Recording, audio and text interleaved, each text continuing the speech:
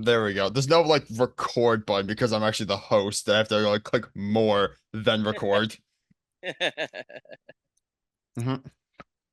Oh, oh, that felt good. Hello, everybody. Welcome to Blue Mind Sync Alike. It's just me and You have Koda Cat. Meow. yeah, just the two of us today. Lou is feeling sick and Yasmin is indisposed at the moment, so it's just us two. And I had the idea, me really wanting to just talk about something Critical Role because I'm always down to talk about Critical Role.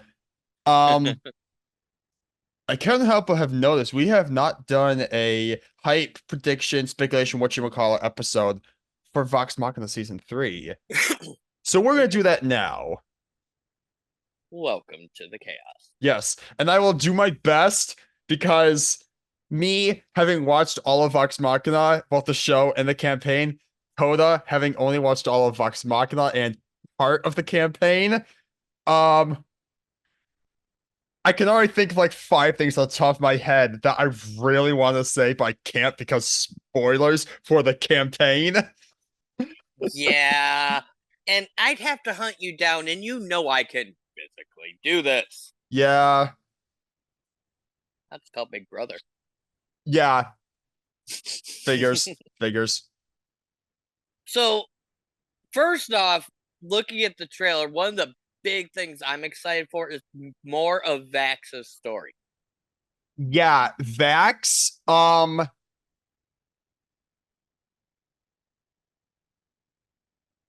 I have to choose my words very carefully here. I am because we saw in season 2, he struck a deal with the Raven Queen to become her champion, and he did this because whether or not this is why the Raven Queen did it, it's not really clear. But the way Vax sees it is like, hey, he made a deal. Like, hey, I'll be a champion if you save my sister's life. That's how I feel Vax saw it in that moment. And Hmm. so we kind of saw Vax learning, okay, I've made this deal. What does that mean? And then through that have closer to the end of my okay, my screen was frozen for seconds. Cat. Sammy. Yeah. But yeah, and like closer to the end of season 2, we saw where Vex actually communed with the Raven Queen and kind of learned what it meant to be the champion. He fully unlocked the power of Vestige, the Deathwalker's ward, um, and kind of like accepted the responsibility of it. I'm really interested to see how in the show they further develop that. Now that Vax has fully adopted his new role. Yeah. I agree. His storyline has probably been one of my favorites so far. Don't get me wrong, I love the Briarwood arc. Oh yeah. Uh, Kitten's particular favorite scene is where Percy takes care of Anders. Yeah, that was a fun fight. Yeah, where he just at the end where he blows him. Yeah, It that's blows his. off his entire lower jaw. Yeah, that's Kitten's favorite, and it's really good. But for me, Vax's story really draws me in. Yeah. My oh, Now, I mean, see, like my favorite story. It's for if we're talking about the show, if we're talking about the show, I really can't, at least without seeing the full storyline of how Vox Machina is going to go in the show, I really can't give like an overall favorite. So I'm going to divide that by season. Obviously, most people's favorite in season 1 was Percy because that's kind of the only one that was mainly focused yep. for good reason. It was such a major. I remember in the actual campaign, they kind of devoted like just an entire section of the campaign to Briarwoods. Yeah, Um, and then I will say though, in season two, my favorite character arc not gonna lie, Grog. Really? Yeah, because like it's really interesting how because like the Grog is the textbook definition of a stereotypical barbarian. He's big, he's strong, and he's fucking stupid. I mean, I he is like, and when I say stupid, I mean really low intelligence type of thing, like I mean, yeah, he does have an intelligence of of 6. six, but he knows what he's doing. Yeah, but and somehow able to add like emotion and character development to that. Like it, I remember, like I so badly wish I could wipe season two from my mind just so I could rewatch again for the first time. Because like the whole thing of in excuse me, I want to say it was episode one or two. I can't remember when like Grog meets with Earthbreaker Groon in Vasselheim. Hmm. And Earthquake will just repeatedly, where does your strength come from? Where does your strength come from? While beating the shit out of this old man beating the shit out of Krog. That was good. And then like and then like just in the moments, like so far later where like it the way they do it, it works as is, but I felt it works the best having to have waited several weeks between the episodes, you know? Yep. Because like it's been so long they've completely forgotten about that moment because it didn't really at the time have any plot relevance. And then all of a sudden, Grog, this skinny little fuck, and then you just, and then like everything goes dark and you hear that and you're like, oh, and just the moment of like realization on Grog, I will never get That over I that. give now a story. Now, Kitten's favorite actually is Pike. In season two or one? Just overall, he really likes hers, and I like it because it really kind of fills in from the campaign. Yeah, And like the way they did it, I think it makes it understandable and fits really well. mhm. One thing I wish that we could have seen more of, like like in actual campaign, like if they had recorded it, was a lot of the stuff with that happened pre-stream Oh, yep, because so what happened was when Pike like obviously we never saw this, but we know we know pretty much all the events that happened pre-stream, even though we not got to see it. Pike was right, originally a life domain cleric, which is just all about healing. That's kind of their thing. yep. Um, and then it was actually you know how like Vox Machina is part of the Council of Taldore? Hmm. The way they got on the council, this is all stuff that's not show spoilers. It's campaign spoilers and it's pre-stream, so it's not really anything no one knows. Right. But what happened was a like demon, or it was either a demon or like a group of demons, whatever, was like had infiltrated Sovereign Uriel's family and were posing as him and like keeping him hostage and puppeteering them and all that. Ah. Vox Machina stopped that, and like that was how they got on the council, got on the good graces. But during that final confrontation in that arc, Pike fully died, like full dead. Oh. They managed to bring her back, but the whole experience was like, okay, yeah, this healing thing, it works, but it could be better. So that was how she became a war cleric. Okay. Yeah, and that's what she stayed for the rest of the campaign. Um, and so like that whole like knowing Critical Role and how deep into the roleplay they go, I would love to see that for Pike's arc. There was somewhere we could see that. You know somebody I think that is underrated as far as story so far? Yeah. Keyleth. In which one? In the campaign or the show? The show, the campaign where we're at right now, she's already met the fire. Oh, yes, yes, actually.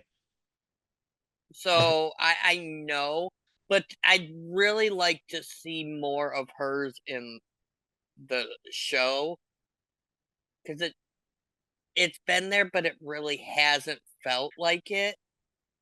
Well, I have a feeling we will get a lot of that in season 3. Okay, this is a thing. So you go ahead.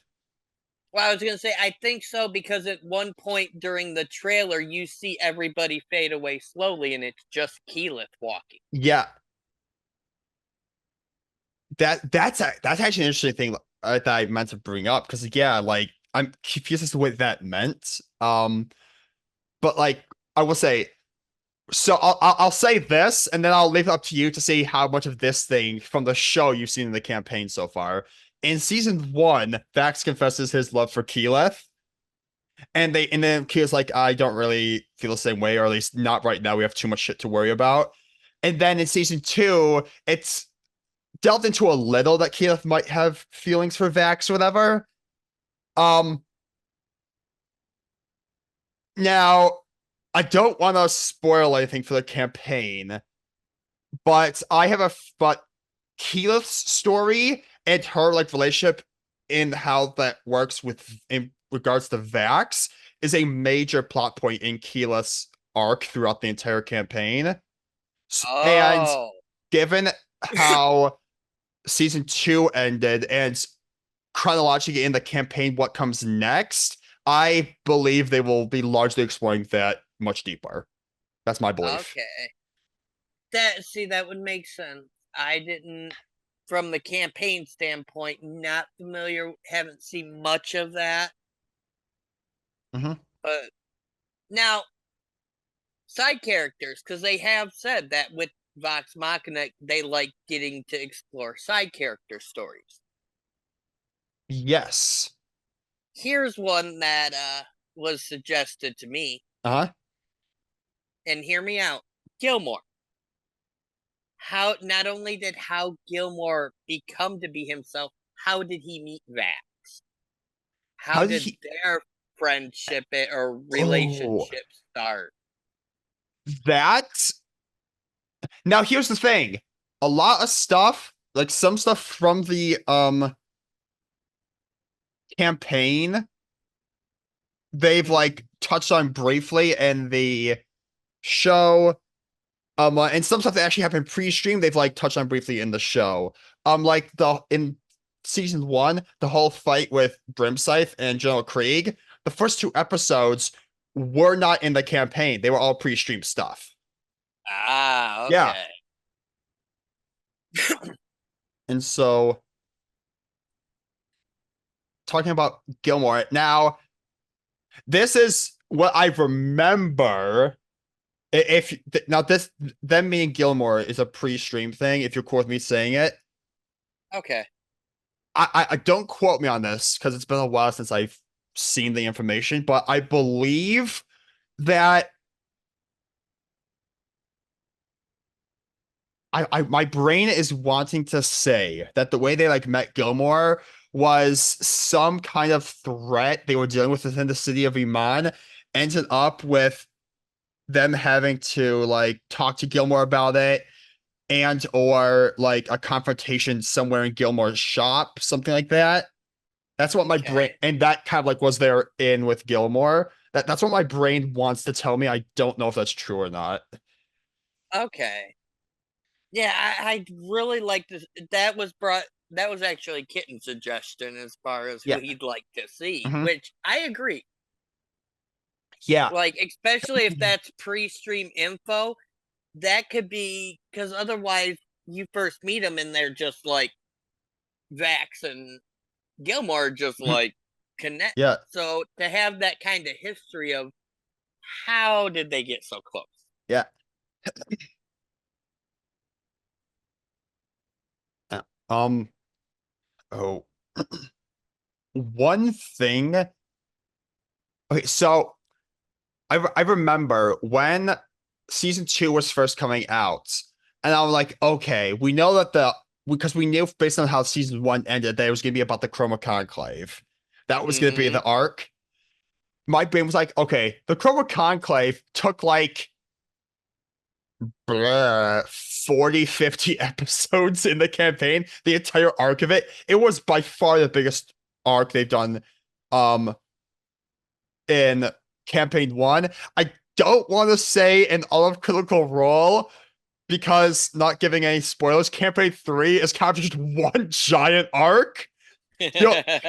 You'll you'll eventually you'll catch on why I say that, but campaign three has just been one huge arc, pretty much. The Um, goal is to watch it before I'm 50. how old are you now? 41. I mean, hey, Lou watched the entire thing of campaign one 3 months. Yeah, but we're doing watch party and I can't binge watch.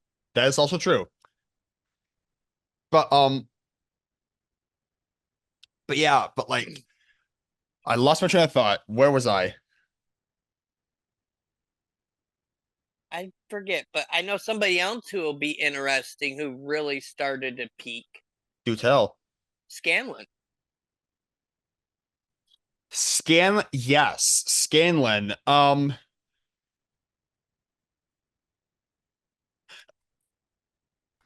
Okay, crap. I just simultaneously forgive me for this, Koda, but I have to change the subject in order to make the point I want to add to your points. Forgive Okay. me. Don't remind me to come back to this. You'll understand why. Okay. So the thing I want to say earlier, and so thinking, I'm like, okay, how are they gonna pack 40 or 50 episodes into one 12 episode season? It's impossible. And they realized, oh, just the fight with like a cover against Umbrasyl, that was kind of the whole season. I'm like, oh, okay, yeah, no, I get it now. Um, do you want a kind of spoiler but not spoiler? Sure. The So in season two, I was the next dragon that they focus on primarily chronologically is Vorgol, the white dragon. Okay. I'll tell you, that's all I'm gonna say. There is a lot of important moments in that as well. Um, and so that'll probably take up at least the season. And then the stuff after that, I feel like they could put that in like one or two seasons with stuff that happens after. But here's the thing. To circle back to your thing about Scanlan, kind of all throughout the arc of the Chroma Conclave, because Scanlan's main thing in season two was Kaylee. He has a daughter now. Mm, And I don't feel it would be a spoiler to say that we will see that relationship develop more.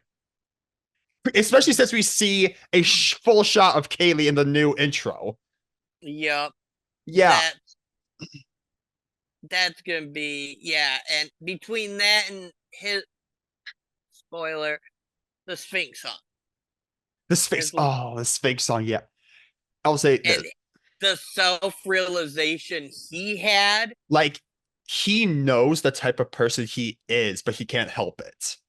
Yup, and that I feel was a huge Yeah, thing, and I can't wait to yeah. see where they go with it. Well, it's interesting you mention that because there was a very important character development moment for Scanlan. It At the pace that the show is going, which the pace of the show is amazing. I was thinking they'd have to rush a bunch of stuff to get it all into like one or two seasons. Taking their time is much better than anything I would have thought of. Yeah, If a, because Yep, sorry, you go oh, ahead. sorry. Uh, I was gonna say, was hasn't four seasons 4 and 5 been confirmed already? Maybe I cannot remember. I believe so. I hope it is, but but like assuming they go at the same kind of pacing that they did with season two, there's a very specific developmental moment with Scanlan's character that I predict will happen in like season 5 or 6. So it'll be a while before like one of the biggest parts of Scan's character arc happens in the show at the current pace. That's gonna be interesting because yeah, I am Scanlan. I'm not And gonna say it. yes, I'm short and I I'm wasn't. juvenile, I wasn't gonna say and it. I will also often be found with grog at the whorehouse. Fair. Or the bar. That too. I'm also interested because in the new intro, we also see like Vax looks into kind of like the eye of the Raven Queen, and we see the whisper, and we see like the face of the whispered one that we saw briefly in season one. We see like his face, it kind of like morphs into the orb, and then it goes Mm-hmm. and then zooms out back out of Vax's eye. Um, I'm interested to see. I'm not. I'm interested. I'm curious as to why they included those shots in the trailer because the trailer seems to be primarily focused on the Chroma Conclave conflict. I'm interested to see why they included those shots in it. That is a very interesting point. Yeah, And it I don't know, the whole vibe, most of it overall, to me, it feels like they're divided. Do you get that vibe that they're not, they seem more separate than together? kind of yes. I mean, like they're united in their purpose. Like, yeah, we gotta do these things and stop the Chroma Conclave, but and this is honestly like very much shown in very many parts of season two. They each have their own personal issues and traumas that in each in their own ways they feel like they're the only ones that can deal with them, and so they're united in their purpose and their actual task they are doing, but they also feel alone, like they each have this own problem which to them is just as important, but they feel alone in their ability to solve it. It's like how Grog felt he had to face Kevdak alone because it Yeah, was the only way things could turn out. He might have a favorable outcome if everyone helped, but it wouldn't have been the right one. It wouldn't yeah, have had the impact or sent the message that just Grog doing it would have. exactly. And being with Vox Machina kind of being one of the like the head of the spear against the Chroma Conclave, as evidenced by them kind of pretty much being the only guys fighting against Umbrasyl in season two. Then being like, okay, the weight of the world is on our shoulders, and as every movie or series ever has taught us, when you're in that situation, you start to reflect. Mm-hmm. Mm-hmm. Yeah, that I'm intrigued because like the scene of Vex, which is somebody we haven't really brought up much, is Vex. Yeah, like, ooh, I'm There, because the main thing I remember from the trailer is her sitting up in the tree. yes, that's a really interesting point because Vex's story thus far has kind of been tied up with both her brother and like her like hatred, her both hating and simultaneously wanting approval from her father. Mm-hmm. And her brother completely hates their dad, but Vex does too, but she also wants his approval in some capacity. And so yeah, that's another thing. I'm interested to see how, and we kind of, I don't know, saw a bit of a love story blossoming with Vex. Who knows? I mean, possibly. Who knows? I mean, I do, but I'm not gonna say it. I know because yeah, it does seem like even through seasons 1 and 2, her story has been a little lower key. I I would agree. I think her and Keyleth are probably the lower. Her, Keyleth, and Scanlan. That all their storylines seem to kind of be on the lower end until like later season 2, where Scanlan's just fucking takes off. Yeah. Yeah, But yeah, yeah, it's interesting because you actually mentioning that kind of made me realize something. Season two had like a lot of character development for certain things. Season one had a lot of stuff for Pike. Season two had a lot of stuff for Grog and Vax. Season three season three is gonna have stuff for probably Vex. Obviously more Vax. And Scanlan, because what season two did, season two set up her possible love story with Percy, maybe. I'm not gonna say anything on how that goes. Um, fanfics will tell you everything. this is true. This is very true. Um, and because she has such a close relationship with her brother, she's kind of tagging along for that ride as well. Um, and so those things will kind of set up, and as those things develop, so will Vex. Um, Keyleth is kind of the same because we saw in the it was only like a 2 episode bit in season two how Keyleth passed her fire trail and was like, okay, maybe I actually can do stuff and be a leader and be kind of confident myself. Maybe I can. As well as her developing a relationship with Vax, potentially. A lot of stuff hinges on Vax. it, that I think that's kind of part of what draws me into his story, is because you see all these different pieces that you can put the puzzle together, but it's missing something until you get to Vax. Yeah. One thing that I'm interested in, and I won't say it, but way down the road, probably in what will probably be both the final arc of the show and was the final arc of the campaign. There's one specific moment that I'm really hoping I want to be there when whichever comes first, you watching the episode or the show being released. I want to be there when you see it. Damn, that insane. I'll tell you this. I'm of the campaign, episode 100. I believe it's called The Unfinished Business.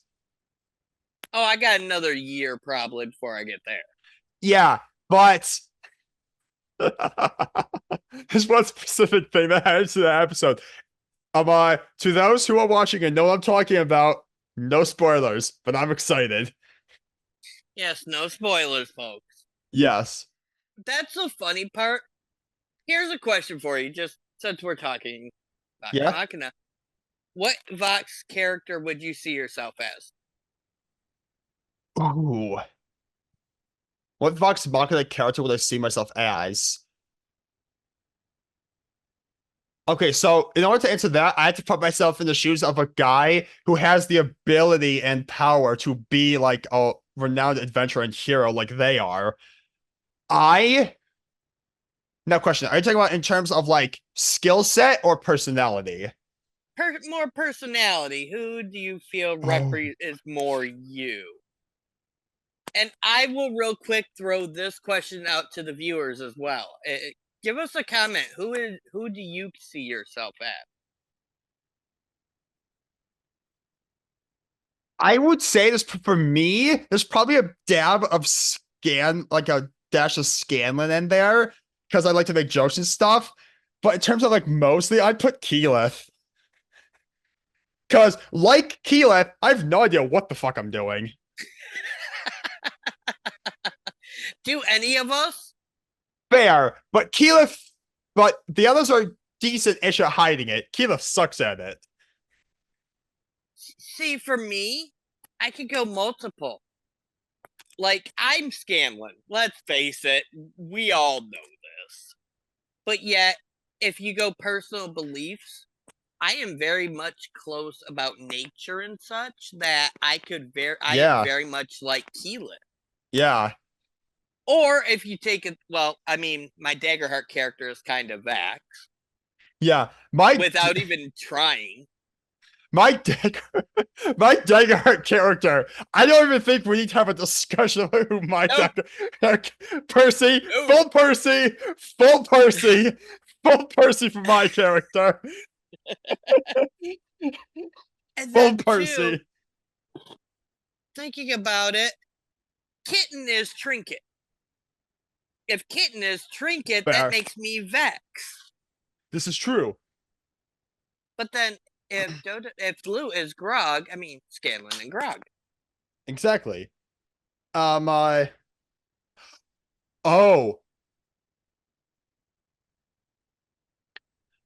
Lewis Grog, because obviously, Oh you're yeah. Scanlan. I'm Pike, because I'm the guy. I'm the guy who's always like, "Hey, you okay?" Now, the difference between me and Pike is that I don't have magic healing powers. I could see it. And then Yasmin is Percy. I'm still talking about D&D Yes, characters or in like personality. like just characters in general. Yeah. Yasmin, she is Percy. She I will say it too. yeah. Yasmin is Percy. Yes, like both of them are just like tired of everyone's shit. Mm. Yeah. Sounds about right. So now we just need our Vex, Vax, and Keyleth. Yeah. Although, in my own ways, I can kind of fill in everywhere. Fair. No. Oh, Yeah. but this new season, I'm Yeah. so excited for. I mean, me and Lou binge watched the first two seasons in a couple days. Yeah, I remember when Lou was when you guys were at the hotel, you guys did that, I remember. Oh yeah, it was like 2-3 days. Cool, 'cause I remember when you were staying when it was just the three of us at my dad's place, um we Yeah, were we watched I think like the first two or three episodes and you got hooked on it. Three? three. It Okay, was first three. yeah, first three episodes. And you guys watched in like a week, you would watch the entire rest of the show, and I'm like, that tracks. Especially for Lou, who watched all of campaign one in 3 months. Well, because y'all had been wanting me to watch it and wanting me to watch Yeah. it. And I kept putting it off, putting it off. So we were all hanging out, and the three of us were hanging out, and you two were like, "Hey, Koda, guess what?" No, we were like, what do we watch? Because we couldn't think of anything. And I think it was Lou who was like, oh wait, I have an idea. Immediately I knew what his thing was. I'm like, yes. Without even Yep, talking, episode one starts playing. yep. You guys Yep. freaking basically glued me down, and were like, "Guess what? You're watching it. Shut up and watch." Resistance is futile. You will have a good time. And That with it, came out wrong. Oh god, I'm sorry. That came out wrong. I mean, only wrong to the wrong person. I had such a dark sense of humor you don't understand. Oh, I do. Trust me, Wade. Trust me. Trust me. My friend my friend sent me a Reddit thread of fucked up Destiny names for like peoples in Destiny. You really don't want to hear what my favorite was. Oh, you'll have to message me later. So yeah, I have a fucked up sense of humor. But yeah, you two were like, "Oh, guess what?" And by the end of the third episode, Yeah. there was something about it. And then once we watched both seasons of Vox Machina, that made it a whole lot easier to get into understand the campaign, Exactly. especially with the way it started. What they had been on that campaign like 2 years before they started Yeah. filming. They started the game. So Did you know the full story behind how they started? No. So what happened was, for Liam's birthday, they were thinking of something to do, and they were like, and I think it was Liam's idea. Actually, it was either Liam's idea, Matt's idea, or Travis's idea. I can't remember.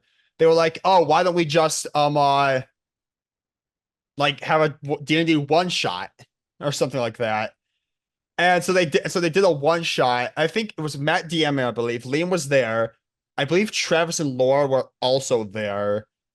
I know Ashley was not, and Marisha was probably there too, because I do believe they met. Um, And Actually, I can't remember. Were Marisha and Matt dating at the time? I can't remember. probably not, because I don't think they started dating till close to late campaign one, early campaign two. That's not. They got. That's when they got married. Okay. And obviously, Travis and Laura would be there because Because Laura and Liam share a birthday, which yeah, I do too. nice. But yeah, and I don't think I know Ashley wasn't there, and probably it's not Sam, but they did that, and they just loved it, and so they were like, "What? Do we want to do this again? Yeah, sure." And so eventually they brought in Ashley, and Sam, I think, was also not starting there, and here we are now. Yeah, and you can tell it's really them having fun. Yeah, like And that's where I did, and it also evolved with my getting into D&D too. exactly. I mean, Daggerheart not doing had to have help with the backstory, but Which is fair. Like coming up with backstories. A takes a DM who's willing to like have a really weird backstory in the party. Like, trust me, amongst some of the ideas of backstories I have sitting in my head, Keys is actually really tame compared to the others. I have an idea for a character who her entire thing is she just constantly time travels. In the world of D&D, I still can't believe because when we did the D&D episode, which one? We've done uh, like five. me, Lou, and Yaz, the newer one, You didn't D- invite me. D&D from a newbie, Fair. the newbie. Fair. But Okay, okay, fair. I lost my train of thought. DD from a newbie, talking about the D&D episode we did. Yeah, I know where, but I forget where I was going from there. You were going to say how it got you into D&D? Oh yeah, and it just really did. I didn't expect it, but like it all started with this show. It It did all start with the started show. with this damn show. Yeah. I I, I will say I'll say because how long have we been recording for? I don't even know. I don't know, about an But anyway, hour. I think I'll try to wrap it up here. There's one other thing. My can you hear? Okay, there we go. My screen was I was frozen on my screen for a moment. But can I say like I probably have said this on the show before, but since we're talking about it, I'll say it again. The entire existence of the Legend of Vox Machina as a show is the most meta thing to ever exist. A bunch of voice actors who got together to play D&D got fell so in love with their show and became so popular that they make a show about D&D. So a bunch of voice actors who play D&D voice act about their D&D campaign. That It's the most on-brand thing for a Critical to exist ever. Yeah, and it's real. It's so cool because they are just they're just friends having fun, Yeah. but seeing. And also, I love the show because it's really helped fill in bits and pieces that of the campaign too. Yeah, like stuff we never really saw, like um but there you go. I remember in the show we actually see Sovereign Uriel just basically melt. Mm-hmm. it's never really explained, at least not for a very long while, what Uriel's fate was when like during those moments of the campaign. It's not really explained like well what how that happens. Hmm. It's interesting that they like was clear, concise. Yeah, he straight up dies here. Yes, and like seeing how they've taken the campaign, and yeah, it's there like a prime example. Per Taliesin's reaction in the campaign versus his way they animated it of when they first mentioned about the Briarwoods. His facial reaction So there's and the actually way they brought a lot of those back to life. there's actually a very because I know exactly the point you're talking about in the show. It's during the ball. Yep. Um, I'm not. You may have missed this because I definitely missed it the first time I saw it, but then I saw a clip on YouTube of the moment and it made me realize it. What in the campaign? What clip? What moment are you talking about? The moment where all of a sudden his face just goes dead stare. He Well, sits. but what was the context of that moment? I know exactly. I remember it was at the dinner or the ball meeting, or it was something at the castle where they were told the Briarwoods were coming. Okay, I think I know the moment you're talking about. Now we may be talking about the same moment, but there was actually a moment that came before that. Um, to my knowledge, this is the first mention of the Briarwoods in the stream. Um, it's like an episode or two before that moment where they're meeting with the Sovereign about something. I can't remember what. And like as they approach, the Sovereign's in the middle of a discussion. He's like writing some stuff down. He like rolls up like a scroll, stamps it, and calls the scribe. Was like, "Hey, can you make sure this gets to Lady and Lord Briarwood?" Is what he says. And in the clip I watched, like as that happens, it goes on Tal's face, who's just like, Yup. and he's like blanks thousand yard stare, blinking rapidly. It's just like, oh, oh, Yep. and And how they go ahead, sorry. like for like 3 or 4 episodes, no more mention of them at all. But knowing what we know now, that was a very significant moment for Percy.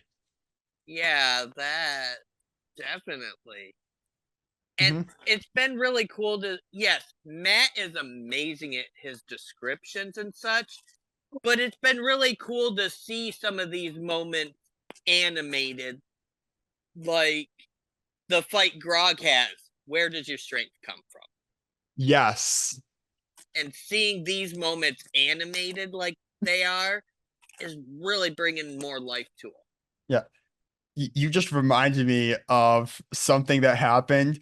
I'm not gonna say anything, but there's actually a campaign 2 spoiler. Oh dear. I'm not saying it. I'm not saying it, but there's actually a campaign 2 spoiler. That deals with the characters of VOX MACHINA. Oh yeah, and I've heard they've come made appearances in 3 too. Oh, that was one of the things that like I won't spoil anything, but in campaign 3, one of the things like Matt said is like having with it being a third campaign in this same world and having developed with the same group of players, this like rapport of like knowing the various people, being in a position where he can have callbacks and nostalgia to all these various things. It allows him to build more. Yeah. Yeah, I'm really excited for season 3. It Oh yeah. cannot come quick enough. You damn you and Lou. I have been pulled down the rabbit hole of Vox Exactly. Machina. I'm in for this. Always. But yeah, any final thoughts, questions, concerns, complaints? I'll take them up with HR. Fair enough. Yeah. But anyway, Oh wait, I am no, sorry, go ahead. sorry being a smartass. Fair enough. Um, yeah, that is where we're gonna conclude this episode. Thank you all so much for watching. make sure to like, comment, subscribe, tell your friends, tell your local representatives, hit the notification bell, all that good stuff. We've got more stuff coming. I am still debating what my next game series is going to be. Should be coming soon. Destiny stuff is almost done with most of my main Destiny stuff I need to do. Then I can start my game stuff for the channel. Look, it's Destiny. I gotta do what a man's gotta do what a man's gotta do here. An episode about Vox Machina and Destiny still makes its way in. It's me. What else are you gonna think? There. Trust me, the only reason I have this for my background is right now is because I was gonna do something else from Destiny, but I couldn't find the picture I wanted for some, so I just gave up. And I was like, oh, I have this. This will be appropriate. Yes. Thank you everyone for watching. We appreciate y'all. Indeed, we do. All right. We'll talk to you later in the next episodes. Bye. Peace. Yeah.